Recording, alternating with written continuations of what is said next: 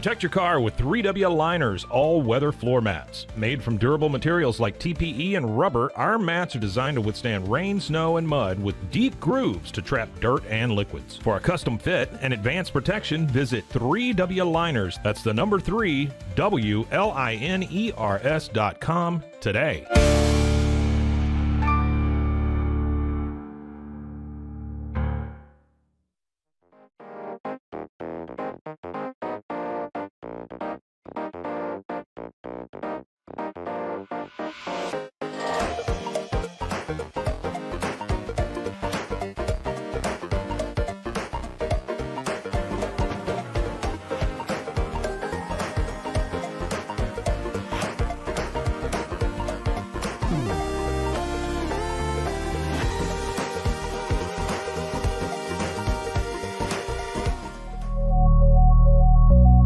At Acasis, innovation drives us. Since 2008, we've been creating cutting-edge technology products that make your life easier. With a focus on performance, design, and customer service, we're here to help you work smarter, not harder. Join us on our journey to simplify your world. Visit Acasis.com today. That's ACASIS.com today.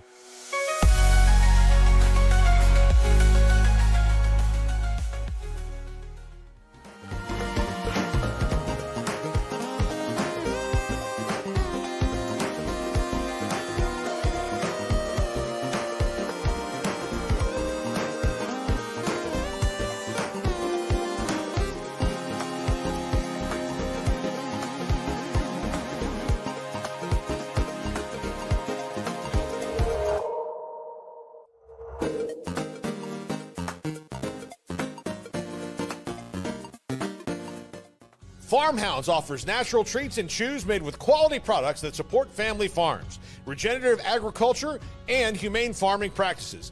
Give your dog the best with wholesome, organic ingredients that promote health and happiness. Shop now at farmhounds.com.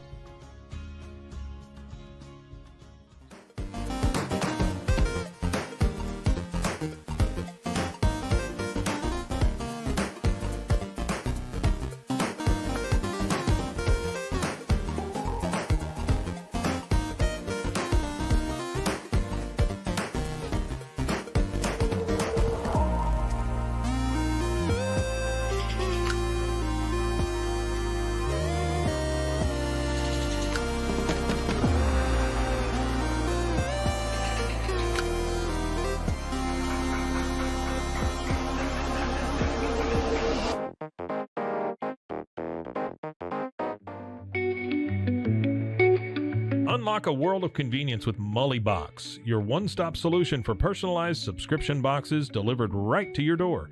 From gourmet snacks to unique finds, each box is tailored to your tastes. Experience the joy of surprises. Subscribe today at mullybox.com. That's MULLYBOX.com.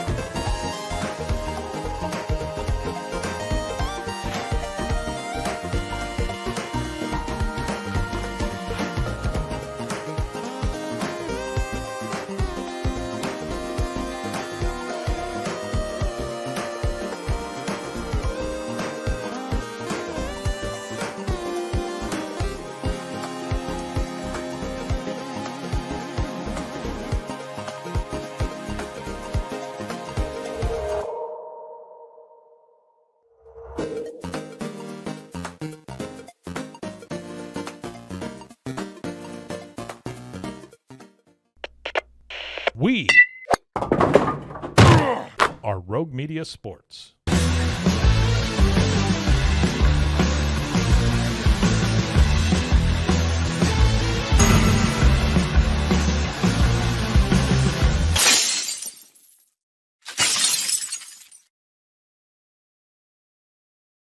It is the Cam Show on Rogue Media Sports Network. Appreciate you guys tuning in live on YouTube, noon Eastern time every weekday. I'm your host, Cam Stewart.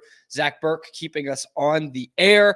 We, of course, are going to talk through plenty of the Patriots news today. Of course, hiring Mike Vrabel. But we actually have breaking as soon as we get on the show right now. This is from Tom Pelissero covering the NFL. Sources are saying Mike McCarthy is out as the Cowboys head coach. The sides couldn't agree on length of contract, and McCarthy will pursue other opportunities. He leaves Dallas with a winning record and 3 playoff appearances. Like, as bad as it's been to be a Patriots fan this year and last year, I think it's still worse to be a Cowboys fan, man. Like, what do you do if you're a Cowboys fan? Like, what a royal bungling here. First off, you shouldn't have wanted Mike McCarthy, right? Like, you probably should have fired Mike McCarthy like last year. And in my opinion, as a football fan, I don't think I would have never hired Mike McCarthy. I just don't think there's anyone who's done less with more in their NFL careers than Mike McCarthy. And he won a Super Bowl, which most coaches can't boast. So there you go. Foolproof. And he's had some good regular season teams.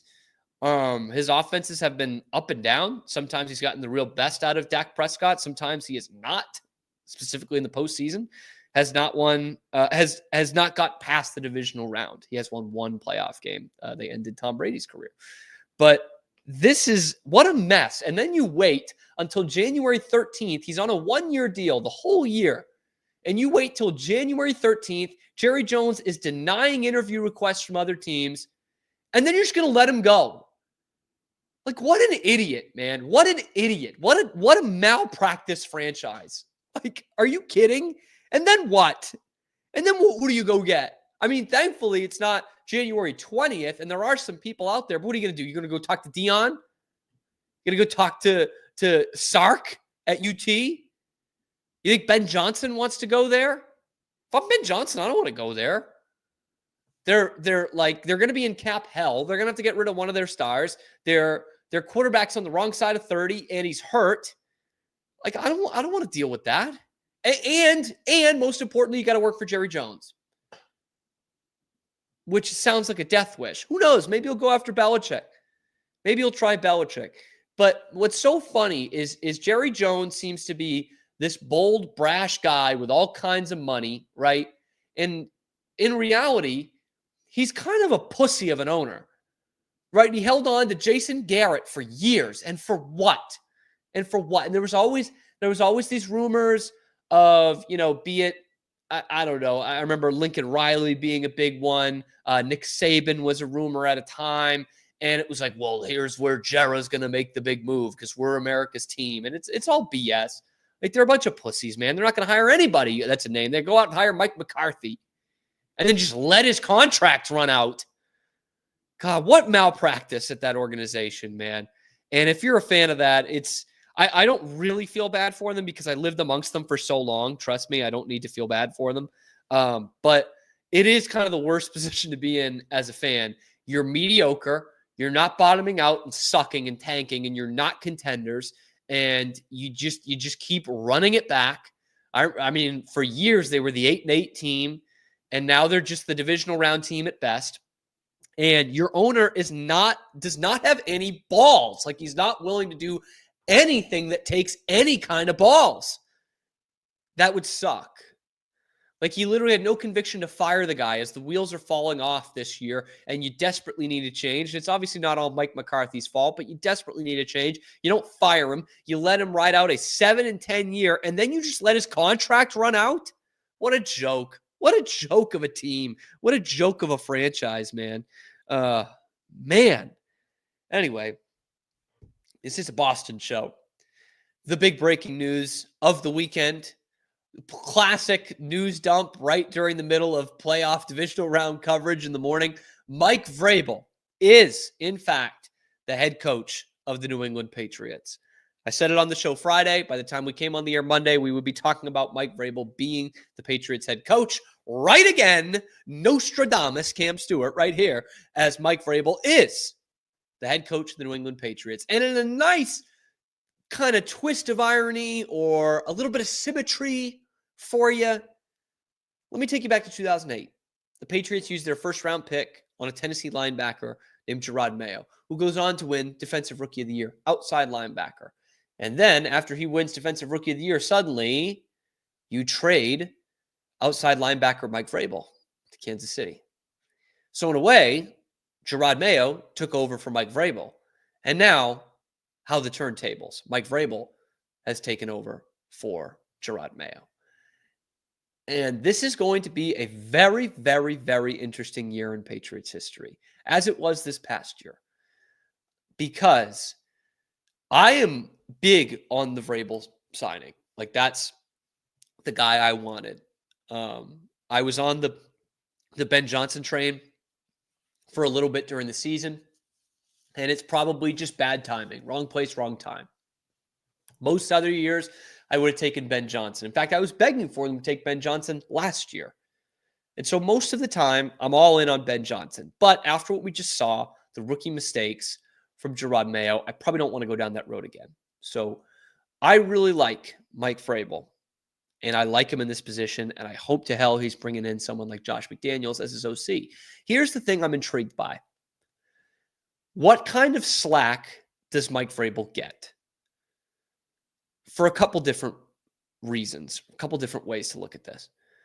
Because I think we all thought Jerod Mayo would get a lot of slack because he was a Belichick guy. He was a very successful player for the Patriots. And I think we all thought, or some of us thought, that Bob Kraft could just shove the Patriot way down our throats for the whole season and that we were going to be okay with whatever came with Jerod Mayo because, oh, he's a Belichick guy. He'll get us back there. And that pretty quickly wore off. In fact, I would say it wore off before the regular season even started. You know, with the bikes and the basketball hoops in the locker room and, you know, the weird quotes in training camp of Jerod Mayo saying, I don't pick who the quarterback is. And it was just already, there was no accountability. There was no direction. We could see it from the time they were in shorts, let alone in shells and playing football games. So that patience wore down pretty quickly. I don't know how much more Mike Vrabel has banked for being, you know, a real Patriots legend, winning 3 Super Bowls instead of 1, which is kind of out of Mayo's control a little bit. But I think there should be some more credit for him because he has been a successful head coach before, and he's been outside of New England and succeeded before. And he has shown the traits of what we like in a coach, you know, no BS, situational football, playing the situations, knowing these loopholes in the rules. You remember the tete-a-tete he had with Belichick in Tennessee in 2018. There's the stuff of legend. So already that should bank more credit amongst Patriots fans and more patience among Patriots fans. The other thing I'm worried about is the patience in terms of what this is going to take. Because I have to believe Mike Vrabel went in there in that interview in Boston, not Foxborough, went into that interview with the Krafts and Elliott Wolf and Robin Glazer and said, amongst many other things, said, guys, I've looked at this roster and I've looked at the situation and I know we've got all this cap space, but this is not a playoff team.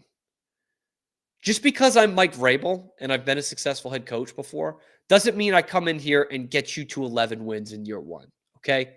We need that to be clear. I'm going to get you on the path to that so that by, 26, maybe even 27, but maybe 26, we're going to be contention for a playoff spot. But this right here, right now, that's not it. We're not going to get to the playoffs with this. And I think that is an important thing to get across. And I don't know, I just don't know how into the football stuff the Krafts are to know that. Because I think they, like a lot of fans, see, oh, we've got the quarterback. We've heard that all year. We've got the quarterback, Drake May. Now we've got the coach. Everyone says Mike Vrabel's the great pick. So now it's playoff time. No, it's not. It's not. Should be improvement, market improvement, right? Like I think, 7 to 8 wins is a good thing for the Patriots. That's got you under 500 and obviously most likely out of the playoffs. But that's a huge improvement. 8 wins, that's doubling your win output. That's as many as you've had in the last 2 years. So I think that we need to look at baby steps here for Mike Vrabel. And the most important part to me, I texted my dad this. We had the same first take when Vrabel was hired. And that was this. Teddy Bruschi kind of said the same thing. Finally, there's an adult in the room. That's the most important part of this Mike Vrabel thing. Because look, I sympathize with Jerod Mayo. The guy was in over his head. And he's kind of being told what to do in his first opportunity to be a head coach. The greatest part about Bill Belichick coming here in 2000 was the fact that he said, look, I know how this works. I know how to run my organization, and I know how to win with it. So you guys need to stay the F out of my way, and I'm going to get us there. Don't you worry. You keep cutting the checks. We'll get the players. We'll spend up to the cap. But I know how to do this, and I'm going to do it my way. Mike Vrabel needs to be that guy. And I thought Teddy Bruschi put it perfectly. I'm not putting it in there for monetization reasons, but he basically said that. He said, look, there needs to be some growing up in that front office, and Mike Vrabel's going to be the guy that does that. That my opinion on how to run the football team matters more than everybody else's. And they're right, whether it's Mike Vrabel or Bill Belichick or, Pete Carroll or whomever, like that's the head coach needs to be that guy. And I think that's the biggest takeaway from the organizational structure of the Patriots dynasty was you've got the guy, trust him. I think we see it with all the great runs in the NFL. Like that's the guy. I know Andy Reid is not his own GM, but Andy Reid has final say on what happens on that roster and that personnel. He does. And that's the new Patriots, right? They're going for a three-peat this year. Same thing in Buffalo. McDermott's got a GM, but McDermott's got the final say. That's the example of the AFC East. That's what you need to live up to. And the Patriots thought that by getting a guy who played for Belichick in Jerod Mayo and had coached under Belichick, that's how you get the Belichick. And that's not it. Belichick didn't, outside of 1 year, 2 years with Bobby Greer, Belichick didn't have arranged marriages with the GM nor with his coaching staff. And did it get too incestuous at times in the coaching staff? Sure. We got to a point where Matt Patricia and Joe Judge were coaching the offense. That's too far. But you won for decades because Belichick had the control, because you learned your lesson from Parcells. If they want you to cook the meal, you ought to be able to shop for some of the groceries. That is still 30 years later. That is still the basis of what a successful NFL franchise has to be, especially in New England. And I thought Teddy Bruschi did have a great quote in there in that, talking on Sunday NFL Countdown. He says, look, Vrabel's a close friend of mine. I've known him for a long time. We both played under Belichick, and I think that's what a lot of Patriots fans are looking for, some more Belichick. But I'll tell you this, Mike Vrabel is closer to Bill Parcells than he is to Belichick. And I found that very interesting from Bruschi of, okay, I'd take either one of those kind of coaches, right? Like Parcells is the reason the franchise is probably still in New England. He kind of saved our asses and got them to a Super Bowl. Some bad stuff out the door, right? Going out the door. But still, Parcells saved you. And if you're looking desperately to get rid of the Belichick part of it, you could stand to go with a little Parcells here, if that's coming across in any kind of coherent way. I don't think it is. But Mike Vrabel being like Bill Parcells, you've seen it a lot, right? He doesn't pull any punches, man. He doesn't take any shit. And that's what the Patriots really need right now. They need an adult who's not talking about, he's not passing the buck. He's taking accountability. And maybe sometimes he's rude to the reporters, which I don't love, but hey, sometimes it works.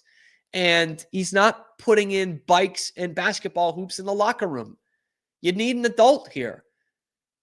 And boy, Am I ready to see this dynamic between Vrabel and Elliott Wolf? I hope it doesn't derail the Vrabel experience, because you've got a guy who is a hard ass, who has played and coached successfully in this league, who isn't going to take any BS. And then you've got the unproven GM who's been invisible this whole year, who's the son of a famous GM. Nepo baby? Who am I to say? The most agreeable general manager in the league, according to the rest of the front offices in the league. Vrabel could put this kid in a friggin' locker, man. He really could. And that might be the best thing for the Patriots. It really might. But here we go. $130 million, $120 million in cap space. The number 4 overall pick should have been number 1. But be that as it may, the number 1 pick and a new coach in here who is going to change this culture, and 51 other guys who are completely expendable outside of the all-pro Christian Gonzalez and the future of the franchise quarterback Drake May. Outside of that, they're all expendable. And now you've got the guy in place. And hopefully it's Josh McDaniels coming with him. Hopefully, real knock on wood, it's Robert Saleh, who has interviewed with the 49ers DC position. So that's not great. But there's a chance here to turn this around fairly quickly. Not this next year, but within the next 2 seasons, they could be competing for a playoff spot, for a division title, if this thing goes right and they give Vrabel the keys. I know there are going to be plenty of people that are still pissed it's not Ben Johnson because it's an offensive league now.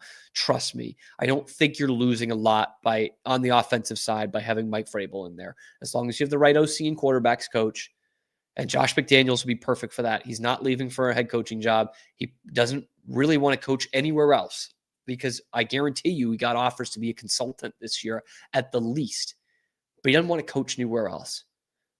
And coaching offense in New England has been the only successful stint for him. I'm not all here for like, hey, let's run this back, the Belichick thing, but I'm okay with running that back. I really am. But maybe there's something to be said for Alex Van Pelt and his development of the quarterback. Who am I to say? Mike Vrabel is in the building. There are adults there, and now it's time for the Patriots to turn this thing around. No more excuses now. I'm running out of excuses for the Boston Bruins, and I'm talking myself into some big-time trades that could be on the horizon. Let's talk about that next on the Cam Show.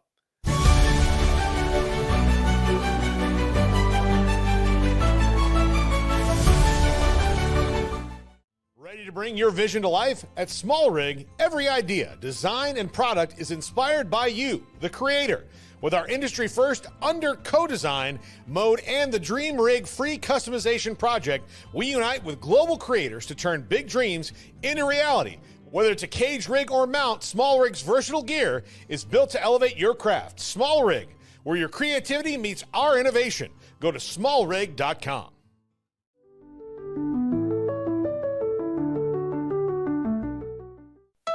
Want to turn your passion into profit? With Blogify, creating a blog has never been easier. Build, customize, and grow your site with powerful tools designed for beginners and pros alike. Start sharing your story today and watch your audience grow with Blogify. Download Blogify now in the App Store.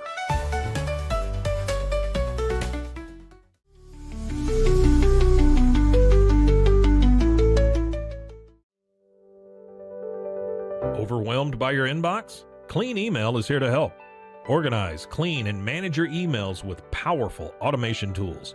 Say goodbye to spam and clutter and enjoy a stress-free inbox. Try Clean Email today at cleanemail.com. That's CLEAN email.com.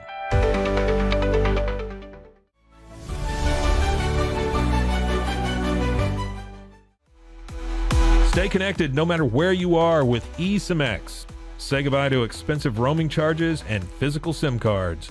With access to over 200 global carriers, we make mobile connectivity seamless and affordable for travelers worldwide. Join the future of communication today at eSIMX.com. That's ESIMX.com.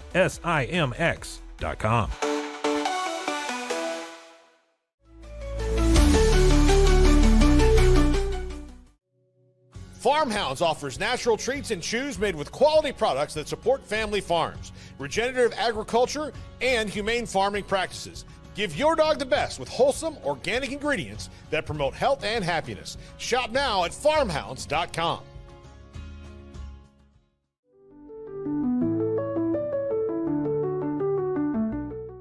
It is Matt Mosley, and it's the Obstructed View podcast, Rogue Media Network. I think they're learning that there's really no wonderful view of me. See, I feel like they think this feed's going to be really wonderful. There must have been, no BS, like 20 scouts, 15 to 20 NBA scouts there to see him, and he was top 5. When your old number wasn't working, I went through various channels to track you down. So unfortunately, you can never get away from me. But I'm happy. Man. I'm happy to have you today. Nah, thanks for having me. And you know we always family, no matter where I'm at.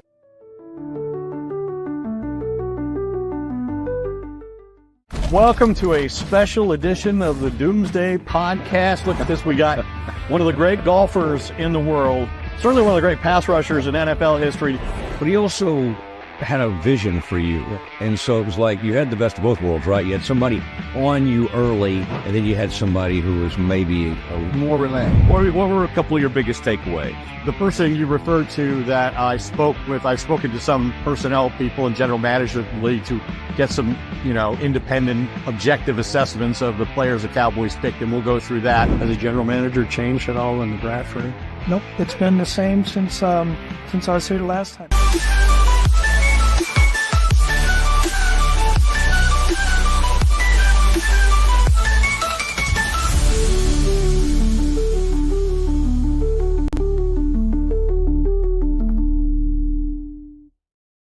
It is the Cam Show. It's Rogue Media Sports Network. Cam Stewart with you. Zach Burke alongside, keeping us on the air. I would like to bring Zach on the air if we could. If once he gets that mic down and settled in here, because Zach had a big weekend in terms of football. I had a new head coach, but Zach actually got to watch his team in a playoff game. Who's the winner there out of the two of us? Look, I'll leave that up to the audience to decide. But Zach, I wanted to ask you about this. Super wild card weekend, right? Yeah. We took super out of it. And sure. I was critical of that on Friday on the show, as you might recall, that they took super out of super wild card weekend. But after going through that weekend, I think I understand why. That stunk, man. Yeah. I mean, look, your Houston Texans get the win, which is paramount. Which I thought, honestly, they were going to limp out of the first round with a loss. I thought the Chargers were going to come in and win pretty handily. And when it was open, I didn't mean to cut you off. I'll just say, no, you're good. When the game opened like 6-0 there in the second quarter, I was like, this is going to be an ugly game, and they're about to lose a very ugly game. And then thankfully it clicked right before halftime. I think America finally has its eyes open to the Chargers, man, to what the Chargers are. Someone brought up that, I don't know if you saw this on Twitter a few months ago, of like the guy who had this long, it was almost like an official statement of why he was leaving being a Cowboys fan. And now he's going to go root for the Chargers. And someone on Twitter was like, dude just literally left the Cowboys to pick the AFC Cowboys. Like that's what they are. Yeah. Some of us have been privy to this for years, but like now we're finally going to say about talk about how the Chargers are total friggin' choke artists, like one of the best in the league at that. And Justin Herbert, while still a quarterback I like, is not what you think he is. Like he's not this like your franchise guy in terms of going to take you to championships, contend for championships. Right now, he's not that. Anyway, just a dud of a weekend, man. It sucked. And it's kind of emblematic of what the NFL's been all year long. Like we didn't have a good game. Well, we had one good game at the end yesterday. But other than that, we did not have a good game the whole weekend up until Sunday night. Yep. Like that stinks, man. It's like the noon slate that we've had all season long. Like what? As recently as a year or two ago, I would have told you every big-time NFL game lives up to the hype, like every one. We've had some great Super Bowls the last couple of years. We've had some great Super Bowls mixed in there, some great AFC championship games, and it felt like for a long time, like every primetime game, Sunday night, specifically Thursday night, no, not so much, would come down to the wire. All those 3:25 Central times and the 7:30 Sunday night games were always great. We haven't had that this year, and it led to a pretty lackluster wild card weekend. So the Texans get the Chiefs now. Yeah. Yeah. Well, here's the thing. Hell It didn't matter who they were getting. Like, I feel, and maybe we're here next Monday talking something different, but I feel like I'm not delusional enough to think that the way this Texans team played, like, granted, the 32 points that they put up against the Chargers, that's nice, but I saw the way that they finished out the season. A win over Tennessee didn't make me think that they were ready to be an AFC title team. They got the win over, I want to call them San Diego, got the win over LA. And so that's fine. But I think that's their Bengals this year. That was their MO every year of like, oh yeah, this could be the year. They play the Bengals in the wild card round. They get an easy win, or at least a convincing win, to move on to play. Because Marv Lewis doesn't win playoff games. Exactly. Yep. To play real teams in the next round. Like AFC championship losses to the Ravens that one year, or losing to, it's inevitably seemed that we'd always run into the Patriots. And after that, once they got to good teams, then you realize that, oh, they're the best team out of the AFC South. 2016 was the Matt McGloin year. Yeah. Raiders, who were in the playoffs the first time in like 15 years, are down to quarterback 3. So I guess the Texans are going to win this game. Oh, yeah. It is kind of like that, but there's no shame in losing to the Chiefs, I guess. No. Well, here's the thing about it too. Just knowing how the Chiefs work is it'll be a close game, and there'll be something that'll happen in the last and quarter. The Texans will look good for like 3 quarters, and you'll be like, we've got him. We've got him. Just to watch Pat Mahomes and Travis Kelce score a touchdown with like 13 seconds left to go in the game to win. It do be happening like that. After some sort of penalty that could kind of be like, But at least you didn't let your coach's contract run out. What a bunch of idiots, man. I opened with that the Cowboys thing. That's so dumb. That's so dumb. I always love this too, because Jerry the whole time was like, it's like, oh no, Mike's safe. Like, we're gonna go with Mike's safe. We like Mike. We like what Mike's doing here. Yeah. And then just like, not even like, what a bunch of bozos, man. Like, the thing's going off the rails. You don't just fire him. You let his contract run out. Well, then that way they don't have to worry. They can be like, paperwork. I guess we're finding a new coach. Maybe that was Jerry's plan all along. And now he's like, no, if McCarthy doesn't work out, you can't blame it on me. We just missed the deadline. Dion? You think... Already though, like, that's the thing. See, the thing is no. The thing is no, that's not going to happen. But there will be rumors about it. But as I kind of said at the top of the show, like, Jerry Jones is a pussy, man. Like, we hear this talk all the time. There was talk of Lincoln Riley a few years ago. A few years before that, there was Saban talk, and there's always Sean Payton was in rumors for a while, and he never does it, man. He holds on to Jason Garrett forever. Yeah. And then he goes with Mike McCarthy, the guy who's done less with more than anyone this century in the league. I purely think that was off just the fact that he won playoff games at Green Bay. And then he lets his contract run out. He doesn't even fire him. He doesn't fire guys. Wait, was McCarthy the coach the year that Rodgers and the Packers knocked the Cowboys out of the playoffs? Yeah. So that's what it was. He was just like, oh, that's the guy that beat us. He won a Super Bowl, but like, it's just, how many times did they lose home playoff games, man? Like, how many, Rodgers only made it to like 4 conference championship games. Rodgers, like, supposedly a top 5 quarterback ever. I remember a time where there was an argument of, well, Aaron Rodgers is a better quarterback than Brady. He's more skilled than Brady. Brady just wins more games. Like, oh, okay, great. Take that mantle. All right. And now they let his contract run out. What? Like, I can't. That is organizational malpractice, man. It's so it. And at this point, if you're a Cowboys fan that's been in the weeds for years, you're just like, okay, sure, of course that happens. That is what happens with Jerry Jones. Like that. You're not even stunned by it. You're just mum. You just go about your day. Yeah, well, I think you're to the point, if you're a Cowboys fan, where it's like you said, like, you're so used to it that it's like almost second nature in a way of some of it. It's like, I don't want to call it, it's sports Stockholm syndrome. It's of like, yes, I'm going to listen to Jerry tell me about how, this is the decision we need to make. And then I'm going to try to believe, I honestly, I don't think that most Cowboys fans probably believe him when he tells them that this is the way we're going to go, though. But they're like, what else do we got to do? That's our team. And so they just kind of follow along. just for, 3 years later, or hell, even like 2 years of questioning play calling and switching that around and giving it to other people. And then like, oh, it could be this guy. No, he's safe. And it's just like a fucking soap opera, like every time. It is, man. And what's so funny about this is like the last 6 or 8 years, the Cowboys organizationally, like on paper, have done so many things right. Mm-hmm. They got a franchise quarterback in the fourth round, I think. Fourth round. Like is he a top 5 quarterback in the league? No. Does he win in the playoffs? Of course not. That's the big problem. But you do have something that so many teams are looking for. You got him in the 4th round. You reached and got a running back, number 3 overall. That worked. Like you got 6-7 years out of him. Like good all-pro years out of him. It's usually not as successful as that, yeah. You draft another skill position guy in the 1st round, CeeDee Lamb. You make him the highest paid receiver in the league. It works. Like his production hasn't dipped. You got a potentially generational defensive talent in the 1st round, Micah Parsons.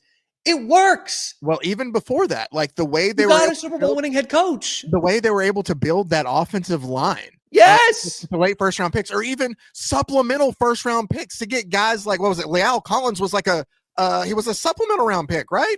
Or he wasn't even in the main draft. None of those guys they drafted in the top 10.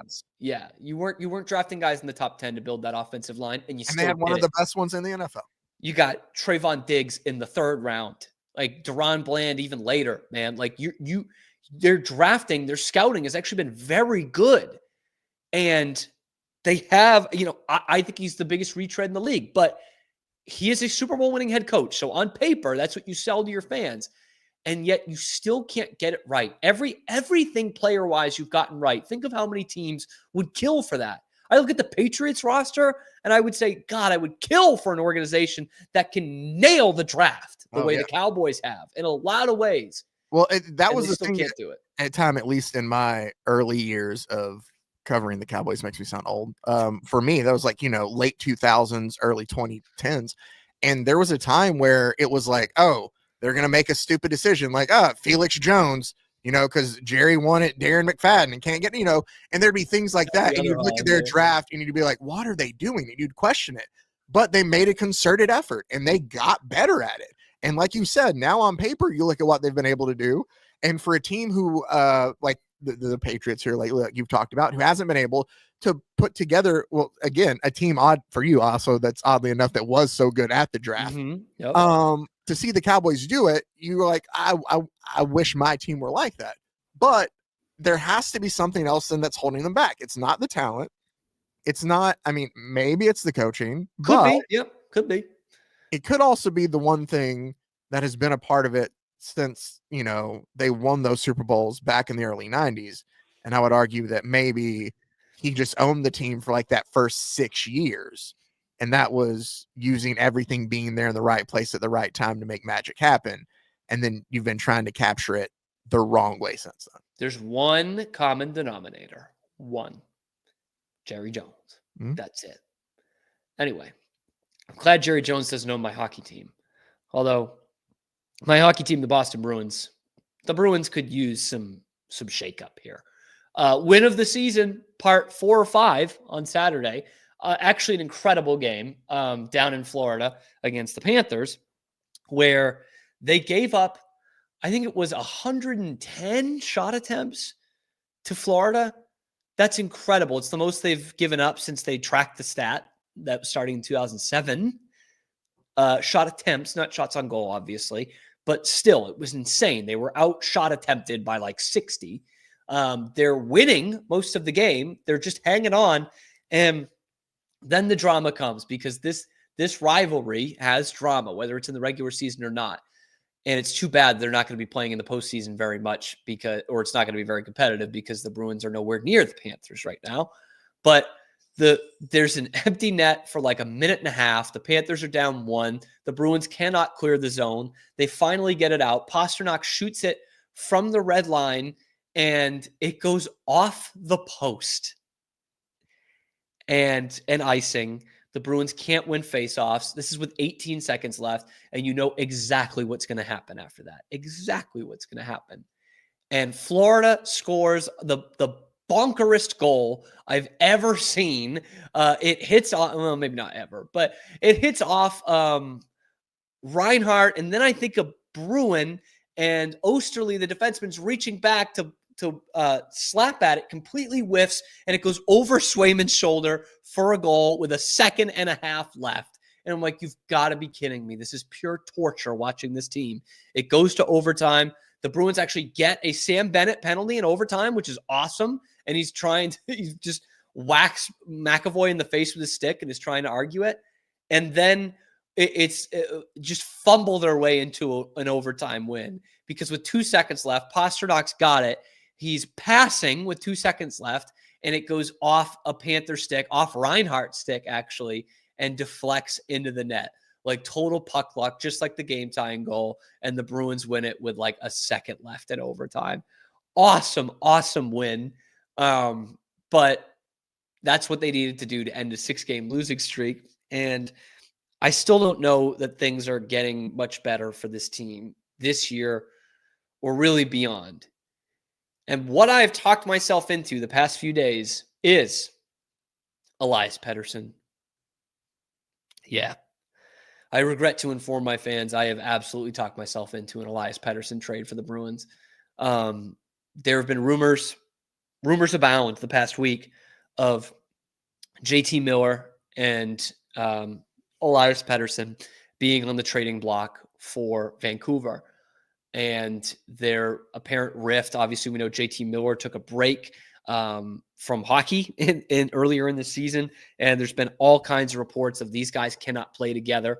Pettersson obviously being the face of the franchise, and JT Miller being a huge leader on that team and being, arguably their second or third best player on the team. And there's all kinds of troubles there. We talk about the Bruins, setting the wins record 2 years ago. And how far they've fallen. I believe Vancouver was the number 1 seed in the West that year. And if not, they were up until the end of the season. Like they were going pace for pace for the Bruins for a while of that season. They were very good. And here we are talking about them, potentially not making the playoffs and having to break up their core. I am all in on an Elias Pettersson trade. I've really talked myself into it for the Bruins. And it is kind of counterintuitive to what I've talked about with their needs and what the long-term plan is for this team. I've talked about it for a while here, but let's just lay this part out, okay? You probably shouldn't make the playoffs this year. You haven't deserved to make the playoffs so far, and if you do, you will have just fumbled your way in like that game-winning goal in Florida, and you're going to get embarrassed in the postseason, okay? You have the worst prospect pool in the league. You were the only team that did not have a prospect to the World Junior Championships this year. So that's bad writing on the wall. And I've said it earlier this year too. The Bruins could probably do with like a big time transformational trade. The way, we talked about in 05-06, they traded Joe Thornton and Sergei Samsonov in the same year. And that led to them having the flexibility to build a Stanley Cup winning team and kind of that next generation of the Bruins, right?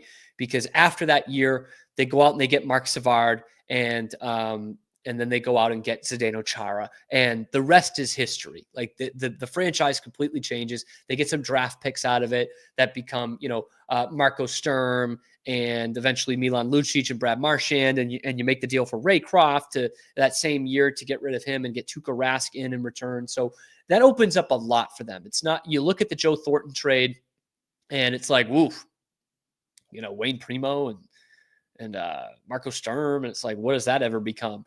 But it allowed the organization so much more flexibility to build that team. And so I think the Bruins could do with something like that. And here you would get something like the Thornton deal, but with actually bringing some skill in return. If you go out and trade for Elias Pettersson, because here's a guy who is entering in his prime. He's 26 years old. Okay. He's already had a 100-point season. He already has looked like a top 5 potentially, but definitely a top 10 player in the NHL. He's not on a good stretch right now. He's battling a knee injury that he's been battling for like almost a year now. that I'm sure doesn't help, that he hasn't complained about. And his postseason numbers have not been terrific, which sounds a lot like what we were saying about Joe Thornton when the Bruins traded him to San Jose. And while the Bruins got the build, San Jose got a Hall of Fame player. And this might be the craziest thing I've ever said on the show, but if you trade for Elias Pettersson, you could be getting both. Could be getting both those things. You could have some flexibility, even though Pettersson's going to cost a lot of money. That's a big contract that you're getting. And while he would cost a lot of money, you would allow for some shakeup in this organization and allow yourself to build around a guy that's just entering his prime, the same way you did with Zdeno Chara coming in at a similar age. So I'm all in on it. The problem is, of course, I don't think the Bruins can match what the Canucks are going to ask for Elias Pettersson. I just don't think they can. Everything's got to be a salary match pretty much. So that's a problem because Elias Pettersson has a big time salary. He's getting paid, I think, over $11 million a year, the same as Pastrnak. And in a vacuum, I would say I'm okay with trading one of your kind of 4 foundational pieces if it means someone like Elias Pettersson. Those pieces being Marchand, Pastrnak, McAvoy, Swayman. That said, let's go through that. If you trade McAvoy, he has a no-trade clause, and he's never played outside of he played at BU and then played for the Bruins. So I don't know that he just exactly wants to move to a different coast and into a different country and play for Vancouver. I don't know if that interest is there, which is a big part of this. And the other thing is he is your franchise defenseman, which is important because, Hampus Lindholm would be kind of that next guy in the defense core, and you don't know his health status going forward. He's coming off that kneecap injury, which sounds really painful. And the other guy you would have is Brandon Carlo, who is up next year. So he's trade bait anyway. Probably not a great position to move Charlie McAvoy. David Pastrnak. In a vacuum, okay, but what's the point of getting Elias Pettersson if you don't have him playing with David Pastrnak? What's the point of having one of the great playmakers in the league if he's not making plays for anybody? Now, you look at the lines that Pettersson has played on before. In his 100-point season, he had a couple of nobodies playing on that line with him. So he can make something happen, but what's the point if you don't have a guy like Pastrnak there? Jeremy Swayman, again, don't mind throwing him in for a trade for a foundational piece like Pettersson would be, but then in fact, I would think the most likely and the one that Bruins fans would be most okay with would probably be Swayman, but the problem then would come from the GM's office of, hey, I can't trade both of our goalies in the same year. Can't do that. So that becomes a bit of a Don Sweeney issue. And the fourth one would be Brad Marchand. Don't think Brad Marchand's ever playing for Vancouver. I don't think that's ever going to happen. Now, then again, Vancouver did at one point go out and get Mark Messier, who had broken their hearts in the Stanley Cup final before. But I just don't see a world where Brad Marchand is being traded to the Vancouver Canucks. So there we go. Your 4 trade pieces, I don't think any of those work. And so therefore you've got to go with, as much as you can in terms of the prospects pool, which the only players anyone would care about is Patra and Lohrei, and probably a first-round pick. And then you got to do some salary matching. So that does end up being someone like Zacha or Carlo or Coyle or Frederick. And any of those guys, I'm okay. I'm okay with going away from. And in fact, I would probably be okay with that other part of the deal, the Lohrei, Patra, and a first-round pick. Because, look, Patra is someone we like and think is going to be a contributor for this team. But we're talking about Elias Pettersson's a point-a-game guy. I don't think Patra is going to be a point-a-game guy, ever, right? So you get rid of him. He's, 19 or 20. And here you get a guy who is still pretty young in Pettersson, who is entering into his prime and has already been a 100-point guy. So I'm okay with dealing someone like Patra and or Lohrei. Lohrei's a guy I really like who's struggled recently the last month, but I'm okay with that. And even this year's first round pick, which you finally have, it's not the end of the world mainly because I think you're going to have a better first round pick next year. But maybe if you're getting Pettersson, you say, all right, we'll tank out this year. And it's not going to be a real tank. They're probably going to make the playoffs with a guy like Pettersson. And we'll worry about next year's pick being just mid. But one more thing I want to get into with Pettersson, because I want to bring Joe Thornton back into this. There are a lot of people talking about how that trade could be used to Vancouver's benefit here. And I absolutely see it. Like Pettersson, the playmaking center, big guy, ton of skill, great skater, kind of the cornerstone of your franchise. And he doesn't, he's not getting along well with his teammates right now. He doesn't perform well in the postseason. He's on a bit of a stretch, probably playing through something he shouldn't be playing through. That, to me, is Joe Thornton. And you look at the guys and their comparisons throughout their careers, and there's a lot of Joe Thornton. Now, Elias Pettersson won the Calder, and Thornton had 7 points in 55 games his rookie year. But you talk about Pettersson hitting 100 points. That was in his 5th NHL season, and it took Joe Thornton to his 6th NHL season to reach 100 points. They were both the same age. They traded Thornton when he was 26. Elias Pettersson is 26. He made a couple of all-star teams, 3 straight all-star teams before he was traded. Elias Pettersson, 3-time all-star. Like, it all matches up very well. And San Jose did not win the cup with Thornton, but they built around him pretty quickly and were annually a playoff team, like all the time. And they did get to a final with him. So as much as we want to bash the Joe Thornton thing, I think you can get a little bit of the best of both worlds. You can get the Joe Thornton type player and the future that the Bruins got without Joe Thornton, the organizational flexibility that they got without him. I think this is a reach. I think there are some other teams that are way in on these guys, both Pettersson and Miller. I do want to talk about JT Miller on tomorrow's show because I think that's going to end up being more likely and maybe more beneficial to the Bruins just because of what you have to give up. But if you're the Bruins and you've got to give up a first-round pick and Matt Patra and Mason Lohrei, and what you get in return is the franchise center that you've been chasing, and one that produces even more than Bergeron and Krejci were at the end of their careers. Like, that is exactly what you need. You need a guy like that playing with David Pastrnak. And Pettersson is on a bit of a dry spell it's actually been a while. It's been really since like March of last year, probably battling an injury. Maybe it's the big contract. Maybe then he just needs a change of scenery. But we've already seen Pettersson go through a slump like this with a big contract that he signed back in, I want to say it was 2020.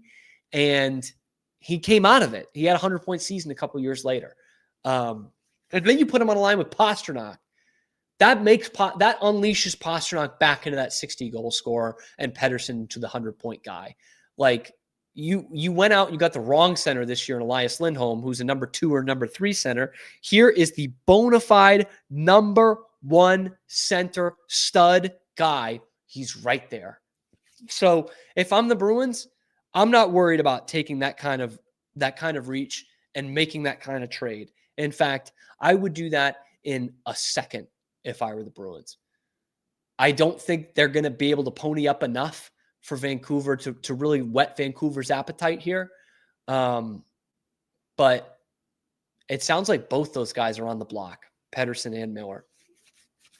I think that would be very surprising for Vancouver. I think JT Miller could be a number 1 center as well, by the way. He's obviously a little bit older. I think he's 6 years older than Pettersson. But if you're Vancouver, you can say, all right, if we get Patra in this deal and Lohrei in this deal, we can keep JT Miller, have him be our number 1 center, and Patra can fill in as a number 2 or 3 center, which is what we were chasing last year with getting Elias Lindholm. I think there's a way to work this out. And if I'm Don Sweeney and I'm, trading for my job here, I think this is actually not a panic move. I think this would be great for the future of the Bruins. And it would allow you to subtly rebuild. Because if you add Pettersson to this team here, they are in a much better shape. Much better shape. You've got to fix the farm system anyway. Why not bring in a guy that's going into his prime? At least that's what I think. We're in our prime here on the Cam Show. We want to appreciate you guys who watch live and tune in every day. We really appreciate that. Be sure to like and subscribe here on YouTube, because then it's going to be wherever you get your podcast. The liking and subscribing helps out the channel a lot. About 85% of you that watch are not subscribed. So please help us out. Subscribe to the channel. Helps us out a ton. And we are here live on YouTube, high noon Eastern time, every weekday, and then wherever you get your podcast. So we will see you tomorrow on the Cam Show.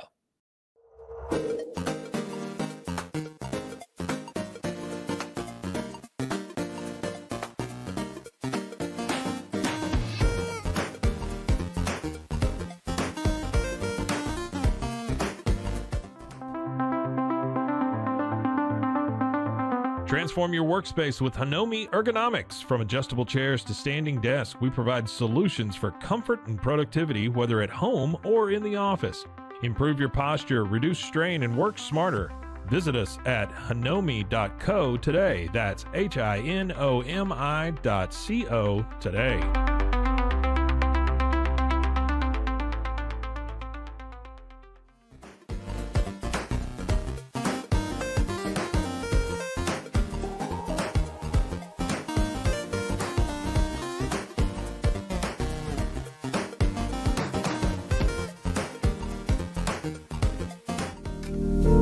Experience the future of secure private cloud storage with Internex. Protect your files with end-to-end encryption, ensuring your data stays private and accessible only to you.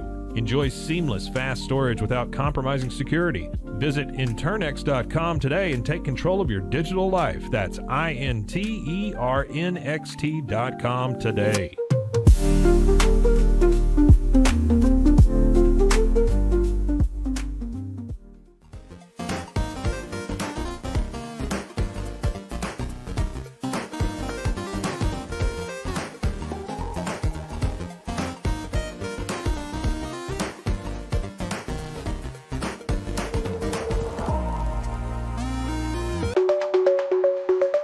Protect your online privacy with NordVPN. Browse securely, access content from anywhere, and keep your data safe with military-grade encryption. Whether at home or on the go, NordVPN ensures your digital freedom.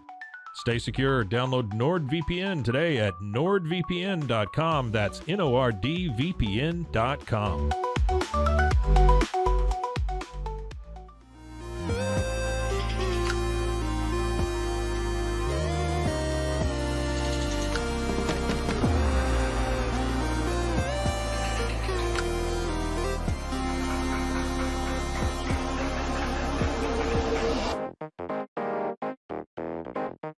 Tusains, we understand that maintaining a healthy lifestyle can be challenging, especially in today's fast-paced world. That's why our mission is to make fitness accessible to everyone, anywhere. Committed to excellence, we adopt a user-centric approach guided by ergonomics and medical science. With a team of seasoned professionals in R&D, design, and manufacturing, we prioritize quality across our entire product line. Visit Tusains.com today and start your journey to better health. That's TOUSAINS.com.